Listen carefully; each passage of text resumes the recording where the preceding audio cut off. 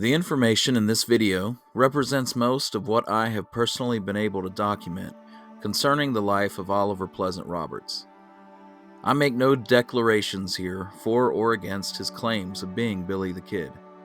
I simply wish to present in a chronological manner all mention and documentation that I have thus far been able to find regarding this interesting man's whereabouts, movements, and claims. It is presented in the spirit of good faith and cooperation with all of those interested in history and truth, in the hopes that if we work together with a sincere desire to better discern the true events of history, we'll all be better off for it.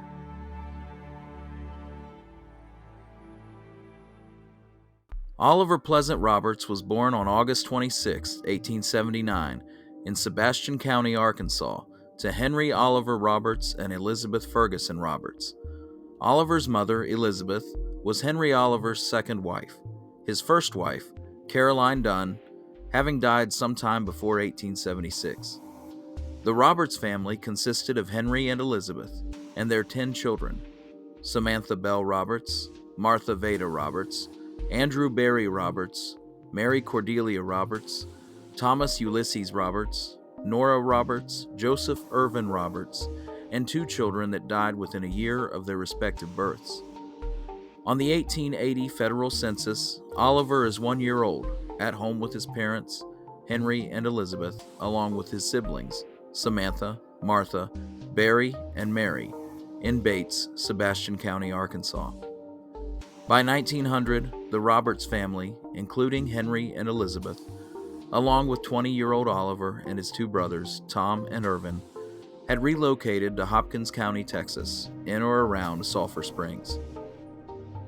A granddaughter of Henry and Sarah Roberts once recalled that Oliver's dad would buy a place, clear the land, sell it for a profit, and move to another place.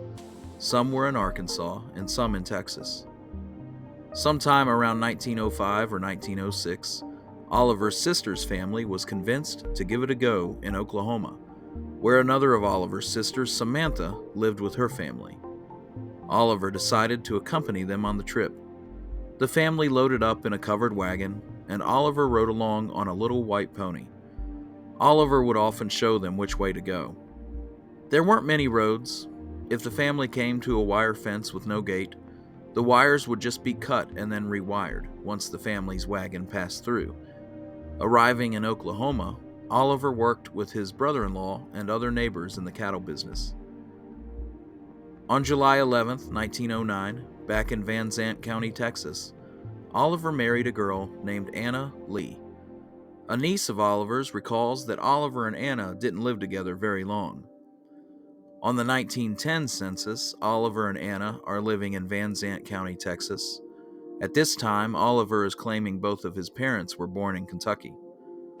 Oliver's wife Anna moved out in September of 1910, and in October of that year, Oliver sued for divorce, claiming that while he was good and kind to his wife, doing all in his power to make their said marriage a happy and contented one, Anna was unmindful of this kind treatment and did all in her power to make Oliver unhappy. According to Oliver, Anna would not cook for him, staying in bed, forcing Oliver to go to work without anything to eat, and would often leave the house and never tell Oliver where she was going, saying it was none of his business. Apparently, Anna also complained often to her neighbors about Oliver, and told Oliver that she did not get the one that she loved, and would do all in her power to make Oliver jealous. She would buy things that she did not need and have them charged to Oliver, telling him explicitly that she was going to keep him poor. On November 10th, Oliver's petition for a divorce from Anna was granted. The court ordered Anna to pay the court costs as well as the legal fees for Oliver's attorneys.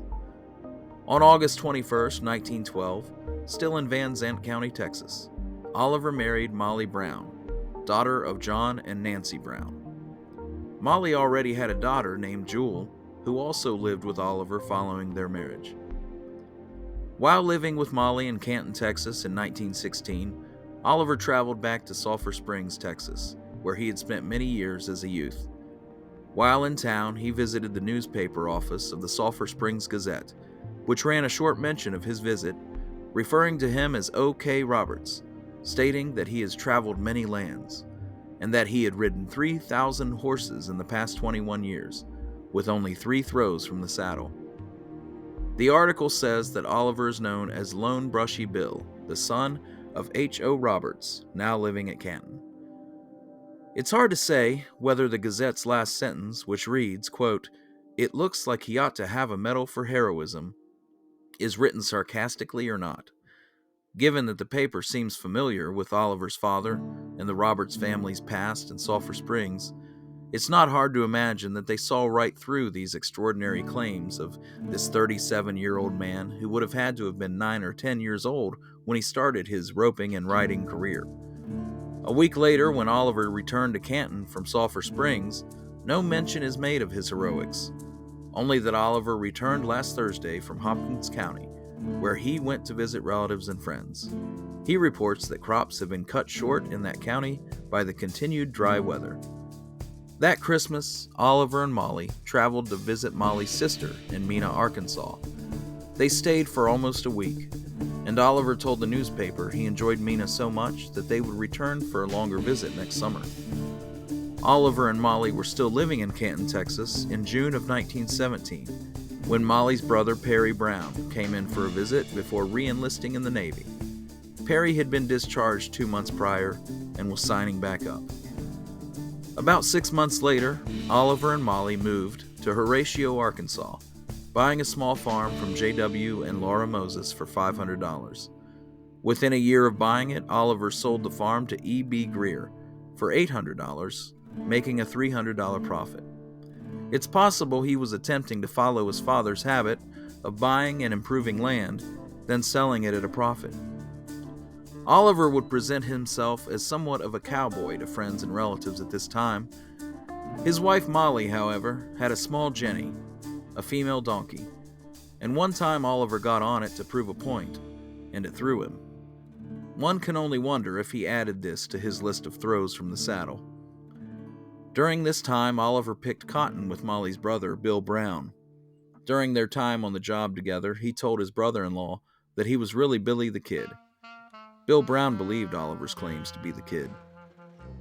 It was while they were living here in Horatio that the flu epidemic was winding up in the United States, and in 1919, Oliver and Molly both contracted the virus. Oliver recovered, but unfortunately, Molly died. Jewel, Molly's daughter, moved in with friends and only a couple months later was married to John Buck McCoy. Buck McCoy was not a fan of Oliver's. He thought Oliver was a windbag, and Oliver did not necessarily approve of Buck marrying his stepdaughter. Oliver tried to intimidate Buck by saying he was from Texas, implying that Buck had better not mess with him. Buck retorted that he knew plenty of folks from Texas and it didn't matter any to him. Buck and Jewel married in March of 1919. Oliver's niece, Mary June Roberts, recalls that Oliver went back with her to Oklahoma around this time for a short period. In May of 1919, Oliver traveled from Arkansas to Sulphur Springs for a 2-week visit. By June, he had made his way to Canton and was visiting his brother Irvin there. He then returned home to Arkansas in August, but a month later was hitting the road again, bound once more for Texas. During these travels, Oliver must have felt a pull to move back to Texas, because by Christmas of 1919, he's living back in Canton, while his parents are still living in Arkansas. While living in Canton, Oliver worked for a time with Professor W.S. Mills, who was a teacher for the Mill Creek School.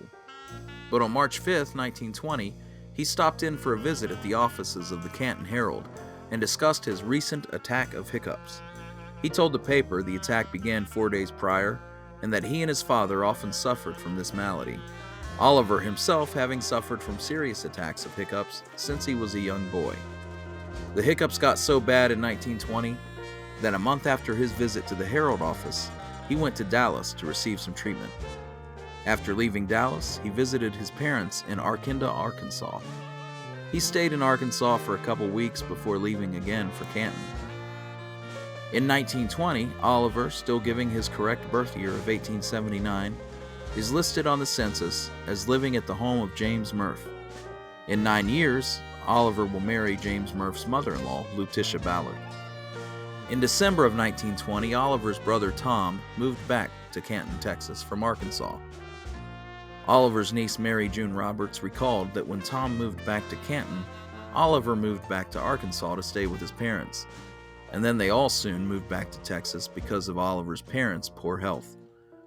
Between 1921 and 1922, Oliver had an unspecified accident which resulted in several broken ribs, causing him to receive medical care in Sulphur Springs. About a week later, he traveled back to Arkinda, Arkansas, telling people there that he had been in Hugo, Oklahoma. In May of 1923, Oliver's brother, Barry Roberts, living in Sulphur Springs, was shot and killed by a neighbor over a property line dispute. Around this same time, Oliver was living with relatives in Oklahoma. His nephews, Jim and Jack, did not like Oliver because he constantly wanted them to wait on him, claiming his back hurt from being thrown off a horse. He was at this time also telling anyone willing to listen that he had ridden in a rodeo at Madison Square Garden. To support this story, he would produce a newspaper clipping. Tony Preston, the grandson of Molly's daughter, Jewel, recalled that Oliver couldn't read and would often hold the newspaper article upside down while reading from it. According to Mary June Roberts, Oliver was so much trouble to the family that he was often juggled from one household to another among his siblings and parents. Oliver's father died in March of 1924, and the death of his mother followed shortly after, in August of that same year.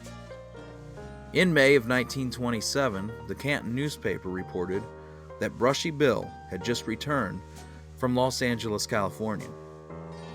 A search of the Los Angeles, California voter registrations for that year show an Oliver Roberts listed as an oil worker living at 2856 Brethren Street, although it's not confirmed that this is the same Oliver Roberts as our subject. On January 26, 1929, Oliver married Lutetia Ballard Gray in Canton, Texas.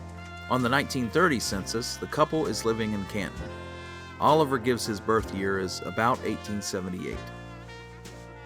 In 1931, Oliver and Lutetia moved to Gladewater, Texas.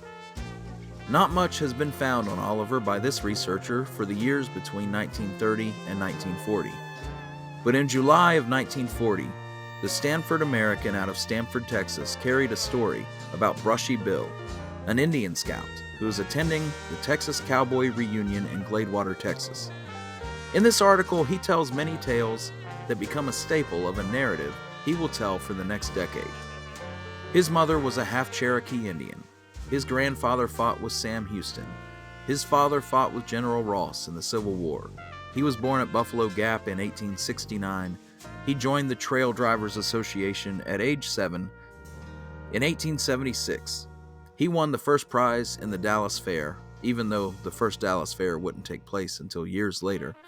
He was a scout in the Black Hills of the Dakotas in 1886, rode a wild horse in Wyoming in 1889, was in Old Mexico in 1892. He went to Argentina in 1893.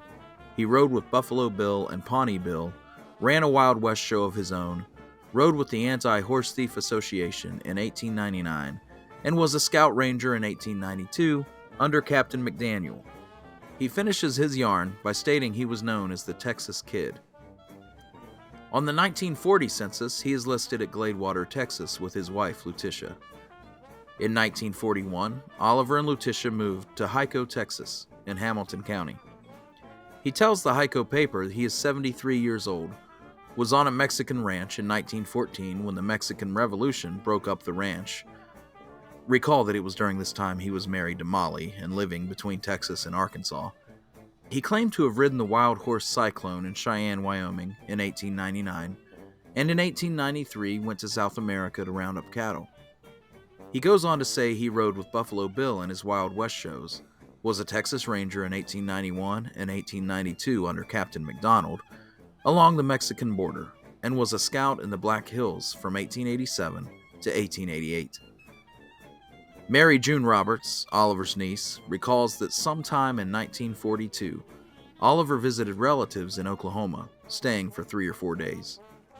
A daughter of Oliver's brother Tom also recalls this 1942 visit, saying Oliver was always telling tall tales. In June of 1942, Oliver was one of the old-timers in the Gladewater Rodeo Parade. In June of 1944, Oliver's wife Letitia died in Van Zandt County, Texas. Oliver and Letitia had apparently moved back to Gladewater at that time, because in November of that year, the Hico News Review says that Oliver had been at Gladewater for several months and had come back to Hico for a visit. Then, oddly enough, a year later, the same paper says that Oliver had lived in Hico for the past several years. The occasion for the paper's mention of Oliver at this time, in January of 1945, was his marriage to Lizzie Allison. It appears that although in these later years Oliver headquartered in Hico, he frequently appears to bounce around between Hamilton, Gladewater, and other Texas locales. The Hico News Review again makes mention of Oliver in July of 1946, saying that Oliver has moved back to Hico from Hamilton and hopes to be there for some time.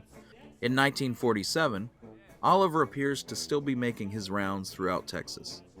The Stephenville Empire Tribune noted in June that Brushy Bill Roberts, old-time cowboy and former scout, was visiting there. He told folks in Stephenville during this visit that he went on an Indian raid in 1889, was on a train when it was robbed by the Dalton Gang in 1892, and helped capture an outlaw named Crazy Snake. Oliver is participating in the Carlton Homecoming and the Stamford Rodeo, as well as a parade.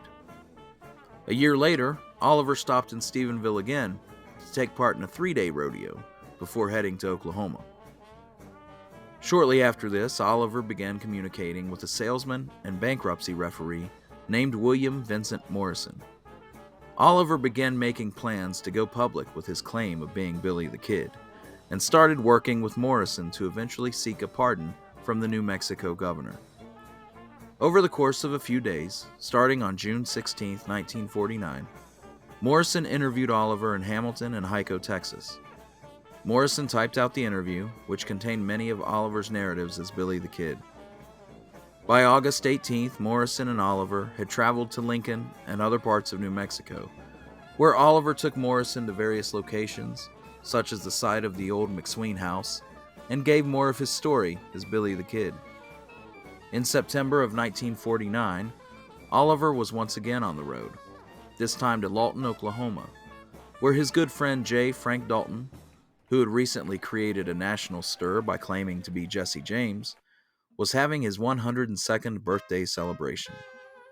Other attendees were James Davis, who claimed to be 108 years old, from Nashville, and John Trammell from Guthrie, Oklahoma, who claimed to be 110 years old and an old cook for the James Gang. Oliver's friend DeWitt Travis, who claimed he had worked with Dalton in the oil field business, also attended the party. Travis would later give affidavits attesting to the legitimacy of both Dalton and Roberts' claims to being Jesse James and Billy the Kid. At the time of this birthday celebration, Oliver claimed that his wife took care of Dalton in Gladewater at one time, and that he knew for sure that Dalton was Jesse James.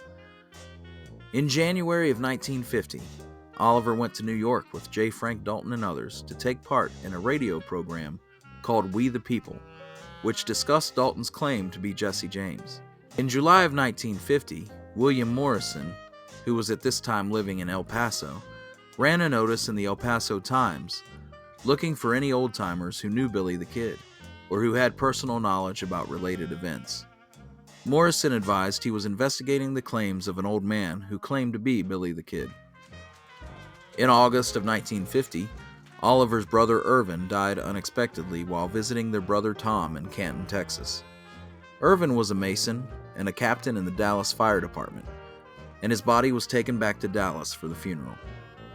It is not known whether Oliver attended the funeral or not. Oliver wrote a letter to Ola Everhard on October 27th of 1950. From what he tells her in the letter, we can conclude that he did in fact receive a Social Security check, as he states he draws an old folks pension. He says he does not own a home, only renting one, and that his wife is down with arthritis. He tells Ola that he knew the younger brothers as well as the Daltons, and that they were all lifelong friends. On November 15th, 1950, the law firm of Andrus, Lipscomb, and Petticolas submitted a formal application for pardon on behalf of Oliver Roberts to the office of Governor Thomas J. Mabry of New Mexico. The governor agreed to consider the pardon on the condition of a personal interview with Roberts, with which Attorney Ted Andrus agreed upon the guarantee that Roberts would not be detained or arrested as a result of such a meeting. Andrus and Morrison also requested the meeting be private, with no newspapers and reporters, to which the governor agreed. The date agreed upon for the interview between Governor Mabry and Oliver Roberts was November 30th, 1950. Morrison and Roberts had breakfast in Albuquerque on their way to Santa Fe. It was at the restaurant that Morrison claimed he first saw the meeting with Oliver advertised on the front page of the newspaper. Morrison immediately lost his appetite and spent the breakfast reading the article about the supposed private meeting. That evening at the La Fonda Hotel in Santa Fe, Morrison called Governor Mabry and complained about the now public nature of the meeting. Governor Mabry apologetically told Morrison that he had to give the newspaper something, but advised that if Morrison and Roberts would show up early, a private meeting would still be granted, away from reporters and historians. Oliver, William Morrison, and Morrison's wife Edna arrived at the governor's mansion close to 9 a.m. Even an hour before the meeting time given to the press, the mansion was a frenzy of news reporters and other folks standing around. As the car approached, Edna Morrison said, "My God, there's a whole crowd." Morrison hopped out at the front entrance, while Edna and Oliver continued driving to the back entrance. A maid answered the door and escorted the pair into the kitchen. Oliver was dressed in his fringed buckskin jacket, jeans, a bright green handkerchief, and boots, and walked along with the help of a cane. They were escorted into a hallway where many were seated and standing. Governor Mabry and Morrison met him there, and Mabry announced to the crowd that there would be no pictures until after the conference. Morrison told newspapers he was a traveling salesman from St. Louis. Oliver would give no information about where he lived, as his wife was currently critically ill. Shortly after arriving, Oliver told Mabry he wanted to lie down. The governor and Oliver went into a study, where Oliver laid on a couch, and the two men had a private conversation for about 20 minutes, while everyone else waited outside. After the conversation, Oliver and Mabry exited the study, with Oliver thinking the whole affair was over. As they exited, newsmen and photographers rushed them. They began snapping photographs. Mabry stopped them, saying, "No pictures until after the conference." Then Mabry took Morrison, his wife Edna, and Oliver into a large dining room, where they were joined by various historians, government officials, and state police officers. Oliver took a seat at the table, and Morrison stood next to him. "What's your name?" Mabry asked. Oliver replied, "O.L. Roberts." "What's your wife call you?" asked the governor. "She calls me Billy." "Did you marry any of those Mexican girls up there in New Mexico?" asked Mabry. "No, I never married a Mexican girl." The governor then asked for the sheriff's name at the time Oliver was supposedly an outlaw. Morrison replied that it was Pat Garrett, and Mabry gave Morrison a stern warning not to coach Oliver. They asked Oliver what his wife's name was, and Oliver said he didn't know, that he didn't know anything, as all the police officers around were causing him some discomfort. They then asked if Oliver knew Kip McKinney. "With Garrett's posse," Oliver said, adding, "Yes, I seen him. I knew him." Mabry introduced Roberts to Cliff McKinney, the son of the deputy. Tears welled up in Oliver's eyes as he shook Cliff's hand, saying, "God bless you." Oliver gave his account of July 14, 1881 at Fort Sumner, and paused to show the governor a scar on his head from the shootout that night. After this, there followed an odd exchange, where the governor introduced the sheriff of Carlsbad, New Mexico. "Do you know that man?" Mabry asked Oliver. Morrison noted later that when the sheriff of Carlsbad was pointed out, it scared Oliver to death. Mabry asked why they didn't stop in to see the sheriff when they were in Carlsbad. "Didn't you see any sheriff?" he asked. Something about their time in Carlsbad, and perhaps a run-in with the sheriff of that place, terrified Oliver. Next, they pointed out the sons of Pat Garrett, Oscar and Jarvis. Neither son wanted to ask any questions. Oscar added that he did not want to dignify any of Oliver's claims with a question. Then the governor said, "Well, what did you say your name was?" Oliver again replied, O.L. Roberts. "I thought that's what you said," Mabry said. At this point, Oliver's on the verge of tears, and he asked for a glass of water. A prominent military and government man, Pat Hurley, asked Oliver what happened to his well-known buck teeth. Oliver explained how they were removed, but he said he forgot where this was done. Historian Will Robinson said he wanted to ask some questions. Morrison advised Oliver that Will Robinson was not a lawyer and said Oliver did not have to answer unless he wanted to. Oliver said they could go ahead.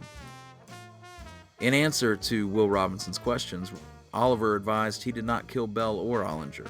Some friends helped him escape the Lincoln courthouse, and he just rode off. Trying to throw Oliver for a loop, Robinson asked the old man if he was injured at Mockingbird Gap. Oliver said he'd rather not answer, and later told Morrison he'd forgotten where Mockingbird Gap was. 69 years since I've been in this country, Oliver said. Oliver was convincing when he stuck to a script and was in charge of the topics.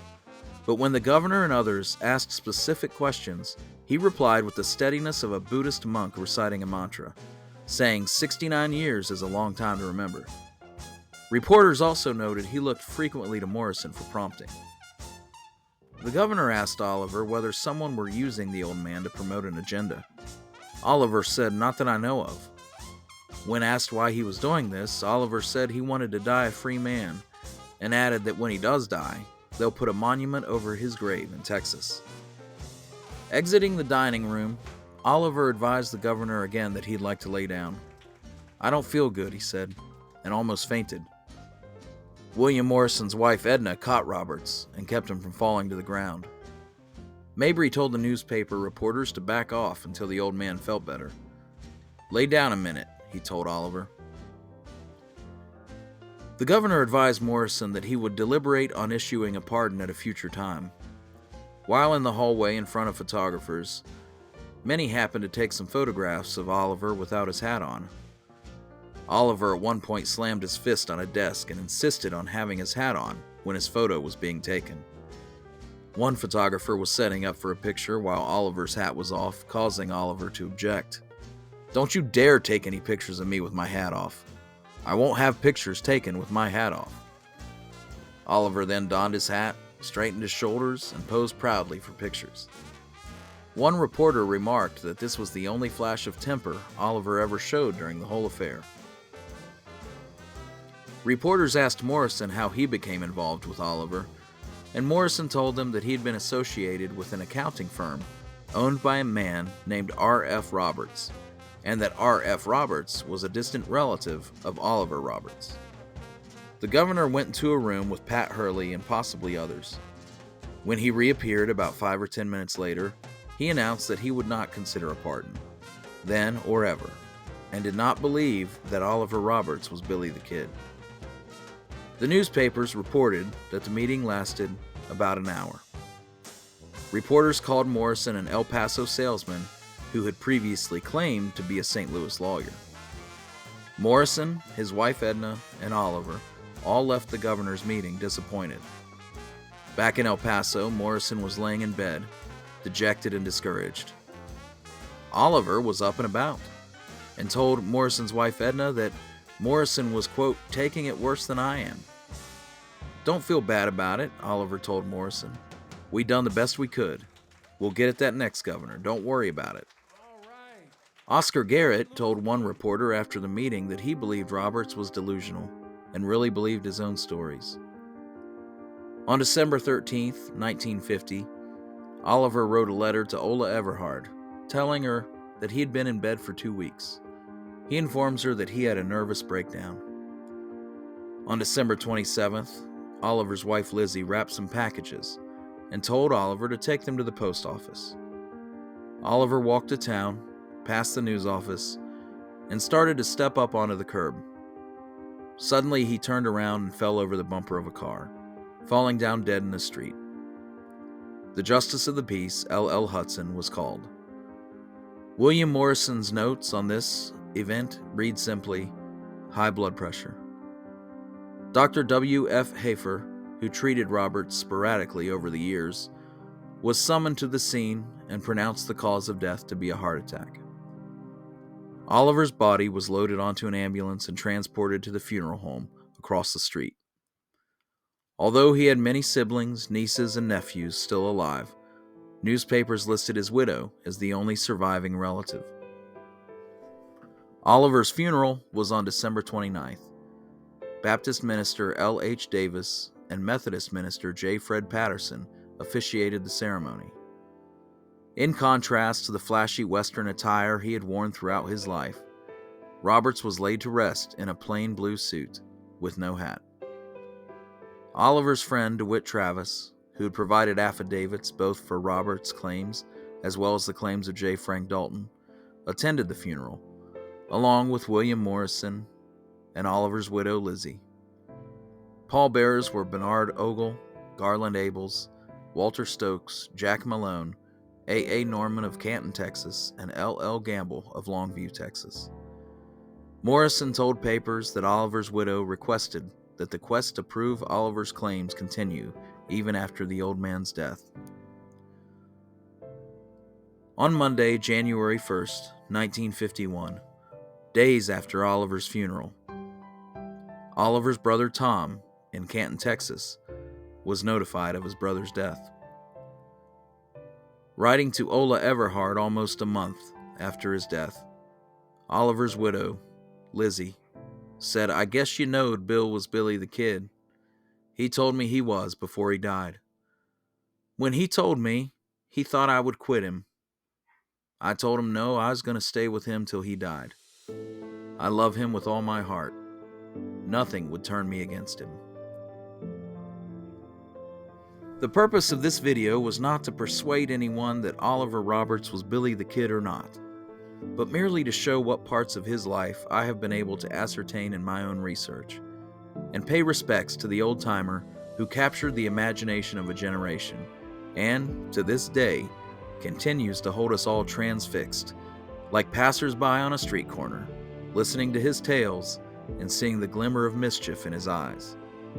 To quote one newspaper at the time of his death, "Peace to his ashes."